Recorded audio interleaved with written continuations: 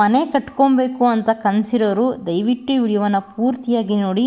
ಈ ವಿಡಿಯೋದಲ್ಲಿ ನಾನು ಮನೆ ಕಟ್ಟೋದಕ್ಕಿಂತ ಮುಂಚೆ ಏನು ಮಾಡಿದ್ದೆ ಅನ್ನೋದನ್ನು ಡೀಟೇಲಾಗಿ ಹೇಳ್ತೀನಿ. Hi friends, welcome back to our channel ಯೋಕ್ಷಲಕ್ಷ್ಮಿ ವಿಲೇಜ್ ಲೈಫ್. ಫ್ರೆಂಡ್ಸ್, ಎಲ್ಲರೂ ಹೇಗಿದ್ದೀರಾ? ನಾನು ಚೆನ್ನಾಗಿದ್ದೀನಿ. ಇವತ್ತಿನ ವಿಡಿಯೋದಲ್ಲಿ ನಾನು ಆಗಲೇ ಹೇಳ್ದಂಗೆ ಒಂದು ದೇವಸ್ಥಾನಕ್ಕೆ ಹೊರಟಿದ್ದೀವಿ. ಇದು ಟ್ರಾವೆಲಿಂಗ್ ವ್ಲಾಗ್ ಅಂತಲೇ ಹೇಳ್ಬೋದು. ಜೊತೆಗೆ ವಿಡಿಯೋವನ್ನು ಯಾಕೆ ಮಾಡಿದ್ದೀನಿ ಅಂದರೆ, ಆ್ಯಕ್ಚುಲಿ ಇದು ಹಳೆಯ ವಿಡಿಯೋ ಇದೆ ನನ್ನ ಚಾನಲಲ್ಲಿ, ಒಂದು ಮನೆ ದೇವ್ರದ್ದು ಅಂತ ಹಳೆ ವಿಡಿಯೋ ಇದೆ. ಆದರೂ ಇವಾಗ ಹೊಸ್ದಾಗಿ ಯಾವ್ದಾದ್ರು ನೋಡ್ತಿದ್ರೆ, ಹೊಸ್ದಾಗಿ ಯಾವ್ದಾದ್ರು ಮನೆ ಕಟ್ಕೊಬೇಕು ಅನ್ನೋ ಆಸೆ ಇರೋರಿದ್ದರೆ ದಯವಿಟ್ಟು ವಿಡಿಯೋವನ್ನು ಕೊನೆ ತನಕ ನೋಡಿ, ನಿಮಗೆ ಗೊತ್ತಾಗುತ್ತೆ. ಒಂದು 1 ಮಂತ್ ಬ್ಯಾಕ್ ಒಂದು ಕಮೆಂಟ್ ಬಂದಿತ್ತು, ಮನೆ ಕಟ್ಕೊಬೇಕು ಅನ್ನೋ ಆಸೆ ಇದೆ ಆದರೆ ದುಡ್ಡಿಲ್ಲ ಅಂತ. ದುಡ್ಡು ಅನ್ನೋದು ಪ್ರತಿಯೊಬ್ಬ ಮನುಷ್ಯನಿಗೂ ತುಂಬ ಅವಶ್ಯಕತೆ ಪ್ಲಸ್ ಅನಿವಾರ್ಯತೆ. ಆದರೆ ಆ ದುಡ್ಡು ಹೆಂಗೆ ಬರುತ್ತೆ, ಹೇಗೆ ಬರುತ್ತೆ ಅಂತ ಯಾರಿಗೂ ಗೊತ್ತಿರೋದಿಲ್ಲ. ಆದರೆ ಮನೆ ಕಟ್ಟಬೇಕು ಅನ್ನೋ ಆಸೆ ಪ್ರತಿಯೊಬ್ಬರಿಗೂ ಇದ್ದೇ ಇರುತ್ತೆ.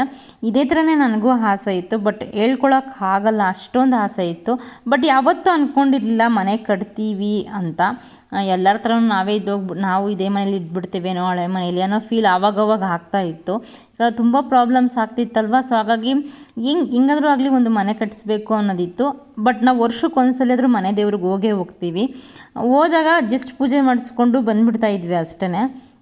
ಪ್ರತಿ ವರ್ಷ ಕಾರ್ತಿಕ್ ಮಾಸದಲ್ಲಿ ಮನೆ ದೇವ್ರಿಗೆ ಹೋಗೋದು. ಇಷ್ಟಕ್ಕೂ ಇದು ಬಂದು ಎಲ್ಲಿ ಅಂದರೆ ಹೊಸೂರು ಅಂತ. ತಮಿಳ್ನಾಡಲ್ಲಿರೋರ್ಗೆ ಎಲ್ಲರಿಗೂ ಆಲ್ಮೋಸ್ಟ್ ಅಲ್ಲಿ ಗೊತ್ತಿರುತ್ತೆ. ಕರ್ನಾಟಕದಲ್ಲಿ ಬೆಂಗಳೂರು ಮತ್ತು ಕೋಲಾರ ಈ ಸರೌಂಡಿಂಗ್ ಇರೋರಿಗೆ ಈ ಹೊಸೂರು ಗೊತ್ತಿರುತ್ತೆ. ಇಲ್ಲಿ ಬೆಟ್ಟ ಇದೆ, ಬೆಟ್ಟವನ್ನು ಹತ್ತಿ ಹೋಗಬೇಕಾಗತ್ತೆ, ಇಲ್ಲಾಂದರೆ ವೆಹಿಕಲ್ಸು ಹೋಗುತ್ತೆ. ಕೆಲವೊಬ್ಬರು ಹರಕೆ ಮಾಡ್ಕೊಂಡಿರೋರು ಬೆಟ್ಟವನ್ನು ಹತ್ತಿ ಹೋಗ್ತಾರೆ. ಇಲ್ಲಿರ್ತಕ್ಕಂಥ ದೇವರು ಚಂದ್ರಚೂಡೇಶ್ವರ ಅಂತ. ದೇವಸ್ಥಾನದ ಒಳಗಡೆ ಹೋದರೆ ಒಂದು 10 ದೇವರುಗಳಿದೆ. ತುಂಬ ಅಂದರೆ ತುಂಬ ಹಳೆಯ ಕಾಲದ ದೇವಸ್ಥಾನ ಇದು. ಬಟ್ ಮೊದಲೆಲ್ಲನೂ ಕಂಬಗಳೆಲ್ಲನೂ ವಿಭೂತಿ ಬರ್ತಾ ಇತ್ತು. ಬಟ್ ಇವಾಗೆಲ್ಲನೂ ಅದನ್ನು ಆಯಿಲೆಲ್ಲ ಹಾಕ್ಬಿಟ್ಟು ಸ್ಟಾಪ್ ಮಾಡಿದ್ದಾರೆ. ಅದೊಂದು ಚೆನ್ನಾಗಿರ್ತಿತ್ತು, ಬಟ್ ಇವಾಗ ಆ ಥರ ಏನೂ ಬರೋದಿಲ್ಲ. ಜೊತೆಗೆ ಇವಾಗ ನಾನು ಈ ವಿಡಿಯೋವನ್ನು ಮಾಡ್ತಾ ಇರ್ತಕ್ಕಂಥ ಉದ್ದೇಶ ಏನಪ್ಪ ಅಂದರೆ, ನಾನು ಇಲ್ಲಿ ಮನೆ ಕಟ್ಟೋದಕ್ಕಿಂತ ಮುಂಚೆ ಈ ಒಂದು ದೇವಸ್ಥಾನಕ್ಕೆ ಅಂದರೆ 2 ವರ್ಷಗಳ ಹಿಂದೆ ಹೋಗಿದ್ದೆ. ಅಂದರೆ ಸುಮಾರು ಸಲ ಹೋಗಿದ್ದೀನಿ, ಒಂದು 20 ಸಲ ಹೋಗಿದ್ದೀನಿ, ಏನೂ ಇಲ್ಲ ಅಂದರು. ಆದ್ರೂ ಯಾವತ್ತೂ ಕೂಡ ನನಗೆ ಹರಕೆ ಮಾಡ್ಕೊಬೇಕು ಅಂತ ಅನ್ನಿಸ್ಲಿಲ್ಲ. ಬಟ್ ಆವತ್ತೇನೂ ಗೊತ್ತಿಲ್ಲ, ನಾನು ಹೋಗ್ತಿದ್ದೀನಲ್ಲ ದಾರಿಯಲ್ಲಿ, ದೇವಸ್ಥಾನದ ಹಿಂದಿನ ಭಾಗ, ಅಲ್ಲಿ ಅದೇ ದಾರಿಯಲ್ಲಿ ಹೋಗ್ತಾ ಇದ್ದರೆ ಅಲ್ಲಿ ಸುಮಾರು ಜನ ಏನು ಮಾಡಿದ್ದಾರೆ ಅಂದರೆ, ಕಲ್ಲುಗಳನ್ನು ಒಂದು ಮೇಲೆ ಒಂದು ಕಲ್ಲುಗಳನ್ನು, ಒಂದು 5 ಕಲ್ಲು 6 ಕಲ್ಲು ಈ ಥರ ಇಟ್ಬಿಟ್ಟು ನಾವು ಮನೆ ಕಟ್ಟಬೇಕು ಅಪ್ಪ ಅಂತ ದೇವ್ರ ಹತ್ರ ಹರಕೆ ಮಾಡಿಕೊಂಡು ಬರ್ತಾರೆ. ಅಂದರೆ ನಿಮ್ಗೆ ಏನಾದರೂ ಕೊಡಬೇಕು ಅಂತ ಅನಿಸಿದ್ರೆ ಅದು ಮತ್ತಿನ್ನೇನು ಅನ್ನೋ ಥರನೋ ಇನ್ನೇನಾದರೂ ಮಾಡ್ಬೋದು. ನಾನು ಅದೇ ಥರನೇ ಅವತ್ತೇನು ಮಾಡಿದೆ ಅಂದರೆ, ಒಂದು 3 ವರ್ಷದಿಂದ ಫಸ್ಟು ನಮ್ಮ ತಾಯಿ ಹರಕೆ ಮಾಡ್ಕೊಂಡಿದ್ರು. ಅಂದರೆ ನೋಡೋಣ ಕಟ್ತೀನೋ ಇಲ್ವೋ ಗೊತ್ತಿಲ್ಲ, ಜಸ್ಟ್ ನೋಡೋಣ ಅಂದ್ಬಿಟ್ಟು ಅವರು ಕಲ್ಲಿಟ್ಬಿಟ್ಟು ಬಂದರು. ಇಟ್ಟಿದ್ದು ಒಂದು ವರ್ಷಕ್ಕೆ ಸೀರಿಯಸ್ಸಾಗಿ ಹೇಳ್ತೀನಿ, ಅವರು ಸೀಟ್ ಮನೆ ಕಟ್ಟಿದ್ರು. ಮತ್ತು ಇನ್ನೊಂದು ಸಲ ಹೋದಾಗ ನಾನೇನು ಮಾಡಿದೆ, ನೀನು ಇಟ್ಟಿದೆಯಲ್ಲ ಅದಾಗುತ್ತಲ್ಲ, ಸರಿ ನಾನು ಒಂದ್ಸಲ ಟ್ರೈ ಮಾಡೋಣ ಅಂದ್ಬಿಟ್ಟು ನಾನೇನು ಮಾಡಿದೆ, ನೋಡ್ತಿರ್ಬೋದು ನೀವು, ಎಷ್ಟೆಷ್ಟು ಚಿಕ್ಕ ಕಲ್ಲು, ಎಲ್ಲೂ ಅಲ್ಲಿ ಸ್ಪೇಸೇ ಇರೋದಿಲ್ಲ, ಇಲ್ಲಿಂದನೇ ಸ್ಟಾರ್ಟ್ ಆಗಿಬಿಡುತ್ತೆ. ಅಷ್ಟೊಂದು ಜನ ಅಲ್ಲಿ ಬಂದು ತಮ್ಮ ಹರಕೆಗಳನ್ನು, ಮನೆ ಕಟ್ಟಬೇಕು ಅನ್ನೋ ಹರಕೆಗಳನ್ನು ಇಲ್ಲಿ ಬಂದು ಈಡೇರಿಸ್ಕೊತಾರೆ. ಅಂದರೆ ಇಲ್ಲಿಗೆ ಬಂದರೆ ಕಂಪಲ್ಸರಿ 1 ವರ್ಷ ಅಥವಾ 2 ವರ್ಷ ಅಷ್ಟರಲ್ಲಿ ಕಂಪಲ್ಸರಿ ಈಡೇರುತ್ತೆ. ನಾನೇನು ಮಾಡಿದೆ, ನಮ್ಮಮ್ಮ ಮಾಡಿದ್ರಲ್ವ, ಸರಿ ನಾನು ಒಂದ್ಸಲಿ ಮಾಡೋಣ ಅಂದ್ಬಿಟ್ಟು ನಮ್ಮಮ್ಮ ಜೊತೆ ಈ ಥರ ಕಲ್ಲುಗಳನ್ನು ಇಟ್ಬಿಟ್ಟು ಬಂದೆ. ಅಂದರೆ ಹರಕೆ ಮಾಡಿಕೊಂಡು ನಾನು ಒಂದು ಮನೆಯನ್ನು ಕಟ್ಟಬೇಕು ಅಂತ ಅಂದ್ಕೊಂಡು ಮನಸ್ಸಲ್ಲಿ ಬಂದಿದ್ದು. ಅಮ್ಮ ಮತ್ತೆ 2ನೇ ಸರಿ ಕಲ್ಲಿಟ್ರಲ್ವ, ಸರಿ ಇರಲಿ ಅಂದ್ಬಿಟ್ಟು, ಸೊ ನಿಜ ಹೇಳ್ತೀನಿ, ಆ 2ನೇ ಸಲ ಕೂಡ ಮತ್ತೆ ಇನ್ನೂ ಒಂದು ಮನೆ ಕಟ್ಟಿಸಿದ್ರು. ಅದು ಕೂಡ ಸೀಟ್ ಮನೆಯೇ.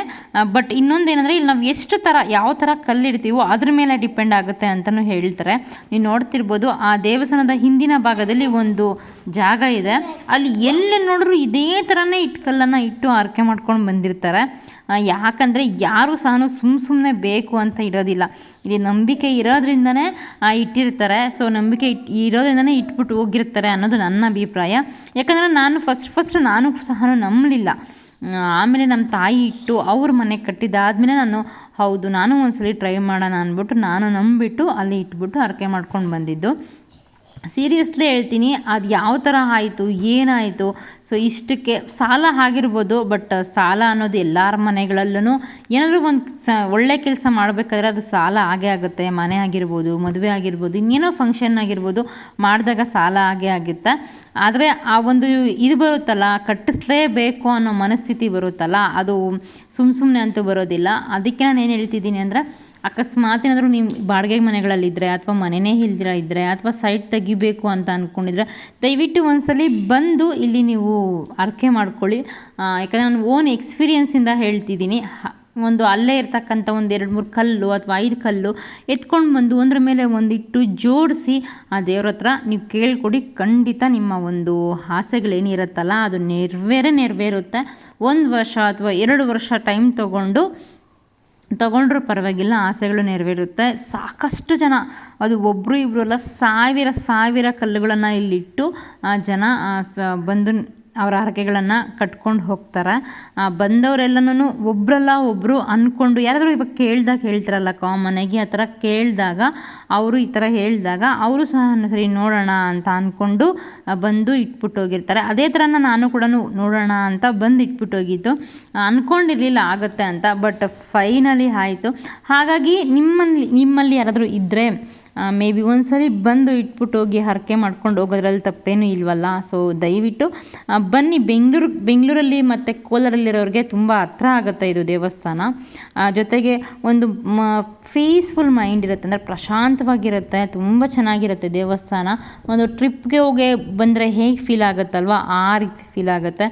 ಮತ್ತು ಗಾಳಿ ಗೋಪುರ, 3 ಗಾಳಿ ಗೋಪುರಗಳಿರುತ್ತೆ ಇಲ್ಲಿ. ಮತ್ತು ಬಾಗಿಲು ಈ ದೇವಸ್ಥಾನಕ್ಕೆ, ಅಂದರೆ ಗರ್ಭಗುಡಿಗೆ ಬಾಗಿಲು ಬಂದರೂ 3 ಕಡೆ ಇರುತ್ತೆ. ಅಂದರೆ ನಾವು 2 ಕಡೆ ಇರುತ್ತೆ. ಒಂದು ಕಡೆ ಹೋಗೋದು, ಒಂದು ಕಡೆ ಬರೋದು. ಸೊ ದೇವಸ್ಥಾನ ಮೊದಲೆಲ್ಲ ಚಿಕ್ಕದಿದ್ದು, ನಾನು ಆವಾಗಲೇ ತೋರಿಸಿದ್ನಲ್ಲ 1 ಮಿನಿಟ್ ಬ್ಯಾಕ್ ವಿಡಿಯೋದಲ್ಲಿ, ಅದು ಬಂದು ಗಾಳಿ ಗೋಪುರ ರೀಸೆಂಟಾಗಿ ಕಟ್ಟಿದ್ದು. ಸುಮಾರು 3-4 ವರ್ಷಗಳಿಂದ ಕಟ್ತಾಯಿದ್ರು. ಈಗ ನೋಡ್ತಾ ಇರ್ತಕ್ಕಂಥ ಗಾಳಿ ಗೋಪುರ ಇದು ತುಂಬ ಅನಾದಿ ಕಾಲದಿಂದನೇ ಇದೆ ಈ ಗಾಳಿ ಗೋಪುರ. ಒಳಗಡೆ ಎಲ್ಲ ದೇವಸ್ಥಾನ ಫುಲ್ಲು ಕಲ್ಲಿಂದನೇ ಕಟ್ಟಿರೋದು. ಯಾವುದೇ ರೀತಿ ಸಿಮೆಂಟ್ ಎಲ್ಲ ಏನು ಯೂಸೇ ಮಾಡಿಲ್ಲ, ಅಷ್ಟು ಹಳೇದಾದ ದೇವಸ್ಥಾನ. ದೇವರು ಬಂದ್ಬಿಟ್ಟು ಇಷ್ಟಕ್ಕೂ ಚಂದ್ರಚೂಡೇಶ್ವರ ಅಂತ. ನಾನು ದೇವಸ್ಥಾನದ ಒಳಗಡೆ ಎಷ್ಟಾಗುತ್ತೋ ಮಿನಿಮಮ್ ಅಷ್ಟೇ ವಿಡಿಯೋ ಮಾಡಿದ್ದೀನಿ. ಯಾಕೆ ಅಂದರೆ ದೇವಸ್ಥಾನದ ಒಳಗಡೆ ಫೋನೆಲ್ಲ ಯೂಸ್ ಮಾಡಬಾರ್ದು, ಆದರೂ ಇರಲಿ ಅಂದ್ಬಿಟ್ಟು ಒಂದು ಸ್ವಲ್ಪ ಕ್ಲಿಪ್ಪಿಂಗ್ಸನ್ನು ನಾವು ತೊಗೊಂಡಿದ್ದೀವಿ. ದೇವಸ್ಥಾನದ ಒಳಗಡೆ ಫೋನ್ ಒಳಗಡೆ ಆ್ಯಕ್ಚುಲಿ ಫೋನೇ ಕಿತ್ಕೊಂಡ್ಬಿಡ್ತಾರೆ. ದೇವಸ್ಥಾನದಲ್ಲಿ ಶಿವಲಿಂಗ ಇರೋದು, ಆಯಿತಾ. ಚಂದ್ರಚೂಡೇಶ್ವರ ಅಂದರೆ ಈಶ್ವರನೇ ಅಲ್ವಾ, ಶಿವಲಿಂಗ ಇರೋದು.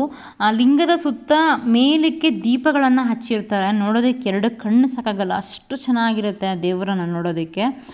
ಮತ್ತು ಈ ಮುಖದ ಮೇಲೆ ಎಲ್ಲ ಗುಳ್ಳೆ ಎಲ್ಲ ಬರುತ್ತಲ್ಲ, ಮುಖದ ಮೇಲೆ ಕೈ ಮೇಲೆ ಎಲ್ಲ ಗುಳ್ಳೆ ಬರುತ್ತೆ ನೋಡಿ, ಆ ಥರ ಏನಾದರೂ ಬಂದರೆ ಇಲ್ಲಿ ಉಪ್ಪನ್ನು ತೆಗೆದು ಕೊಡ್ತೀವಿ ಅಂತ ಅಂದರೆ ಅಲ್ಲಿ ಒಂದು ಗೋಪುರ ಇರುತ್ತೆ, ಆ ಗೋಪುರದ ಮೇಲೆ ಹಾಕಿದ್ರೆ ಉಪ್ಪನ್ನು ಆ ಗುಳ್ಳೆ ಎಲ್ಲ ಉದುರೋಗುತ್ತೆ. ಸೊ ಆ ಥರ ಒಂದು ನಂಬಿಕೆ ಕೂಡ ಇಲ್ಲಿದೆ. ಇಲ್ಲಿ ಪ್ರತಿ ವರ್ಷ ಕಾಮನ ಪೌರ್ಣಮಿ ಏನು ಬರುತ್ತಲ್ವ ಮಾರ್ಚಲ್ಲಿ, ಅದೇ ಹೋಳಿ ಹಬ್ಬ, ಅವಾಗ ಜಾತ್ರೆ ಆಗುತ್ತೆ. ತುಂಬ ವಿಜೃಂಭಣೆಯಿಂದ ಆಗುತ್ತೆ ಜಾತ್ರೆ. ಹೊಸೂರು ನೋಡೋದಕ್ಕಾಗೋದಿಲ್ಲ, ಅಷ್ಟು ಗ್ರ್ಯಾಂಡ್ ಆಗಿ ಆಗುತ್ತೆ. ಆವತ್ತು ನಿಮಗೆ ಗೊತ್ತು, ಆವತ್ತಿನ ಒಂದು ದಿನ ಅಂದರೆ ಕಾಮನ ಪೌರ್ಣಮಿ ಏನಿದೆಯಲ್ವ, ಆವತ್ತು ದಿನ ಸುಮಾರು ಅಂದರೆ ಸಾವಿರ ಅಷ್ಟು ಕಡೆ ಜಾತ್ರೆಗಳು ನಡೆಯುತ್ತೆ. ಅದೇ ಥರನೇ ಇಲ್ಲೂ ನಡೆಯುತ್ತೆ. ಇಲ್ಲಿ ಕಲ್ಲಿನ ರಥ ಕೂಡ ಇದೆ. ನೀವು ಅಪ್ಕಮಿಂಗ್ ವಿಡಿಯೋದಲ್ಲಿ ನಿಮ್ಗೆ ತೋರಿಸ್ತೀನಿ, ಆಯಿತಾ. ಕಲ್ಲಿನ ರಥ ಇದೆ. ಮತ್ತು ಈ ಹೊಸೂರಲ್ಲಿರ್ತಕ್ಕಂಥ ದೇವಸ್ಥಾನಗಳನ್ನು ನಿಜವಾಗ್ಲೂ ಕೌಂಟ್ ಮಾಡೋಕ್ಕಾಗಲ್ಲ. ನಮ್ಮ ಕರ್ನಾಟಕದಲ್ಲಿ ಹೇಗೆ ಶಿಲ್ಪಕಲೆಗೆ ಹೆಚ್ಚು ಪ್ರಾಮುಖ್ಯತೆಯನ್ನು ಕೊಟ್ಟಿದ್ರೋ, ಅದೇ ರೀತಿ ತಮಿಳ್ನಾಡಲ್ಲಿ ಕೂಡ ತುಂಬ ಅಂದರೆ ತುಂಬ ದೇವಸ್ಥಾನಗಳಿದೆ. ಅಷ್ಟೇ ಕಲೆ ಮತ್ತು ವಾಸ್ತುಶಿಲ್ಪಕ್ಕೆ ತುಂಬ ಪ್ರಾಮುಖ್ಯತೆಯನ್ನು ಕೊಟ್ಟಿದ್ದರು. ನಾನು ಆಗಲೇ ಹೇಳಿದ್ನಲ್ಲ, ಹೊಸದು ಗಾಳಿ ಗೋಪುರ ಅಂತ ನೋಡಿ, ಇದೇನೇ ಹೊಸದು. ಸುಮಾರು ವರ್ಷಗಳೇ ಆಯಿತು ಇದನ್ನೆಲ್ಲ ಕಟ್ಟೋದಕ್ಕೆ. ನಿಮಗೇಂದ್ರೂ ಫ್ರೀ ಆದರೆ ಅಥವಾ ಟೈಮ್ ಇದ್ದರೆ ಒಂದ್ಸಲಿ ಹೋಗಿ ವಿಸಿಟ್ ಮಾಡ್ಕೊಂಡು ಬನ್ನಿ. ಬೆಳಗ್ಗೆ ಒಂದು 8:30 ಓಪನ್ ಮಾಡಿದ್ರೆ ಮತ್ತು 12:30 ತನಕ ಇರುತ್ತೆ. ಮತ್ತು 12:30 ಕ್ಲೋಸ್ ಮಾಡಿದ್ರೆ ಸಂಜೆ 4:15 ಓಪನ್ ಮಾಡೋದು ದೇವಸ್ಥಾನ. 4:15 ನೈಟ್ 8:30 ತನಕ ಇರುತ್ತೆ. ಒಂದ್ಸಲಿ ಹೋಗಿ ಬನ್ನಿ, ಮನಸ್ಸಿಗೆ ಪ್ರಶಾಂತತೆ ಇರುತ್ತೆ, ಖುಷಿನೂ ಆಗುತ್ತೆ ಅಂತ ಹೇಳ್ತಾ ಇವತ್ತಿಗೆ ಈ ವಿಡಿಯೋವನ್ನು ಮುಗಿಸ್ತಿದ್ದೀನಿ. ಎಲ್ರಿಗೂ ಒಳ್ಳೆಯದಾಗಲಿ. ಬಾಯ್, ಟೇಕ್ ಕೇರ್.